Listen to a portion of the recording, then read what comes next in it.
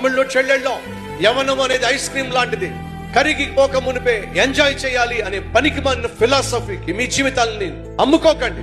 యవనం బహు విలువైంది. నిన్నటి దినాన ఒక తమ్ముడిని తీసుకొచ్చారు, ప్రార్థన చేయమని చెప్పి అడిగారు. ఏమిటి సమస్య అంటే, నీటిలో సీట్ వచ్చింది, గొప్ప అవకాశం వచ్చింది, కానీ చదువు నిర్లక్ష్యం చేస్తున్నాడు, ఫ్రెండ్స్ తో పాటు తిరుగుతున్నాడు.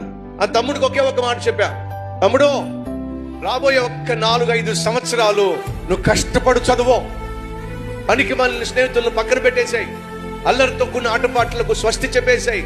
రాబోయే 5 years చదువు పట్ల శ్రద్ధ వహించు. రాబోయే 50 సంవత్సరాలు నువ్వు సుఖ సంతోషాలతో వర్ధిల్లుతావు.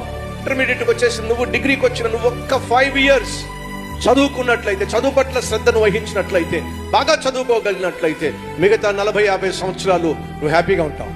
అలా కాకుండా ఈ 4-5 సంవత్సరాలు ఇష్టం వచ్చినట్టుగా జీవించి స్నేహితులతో తిరిగి నీ చదువును పాడు చేసుకున్నట్లయితే రాబోయే 40-50 సంవత్సరాలు నువ్వు నష్టపోతావు, కష్టాలు పాలవుతావు.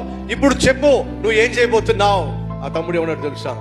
రాబోయే 5 సంవత్సరాలు కష్టపడి చదువుతానయ్యా అని చెప్పి వెళ్ళాడు.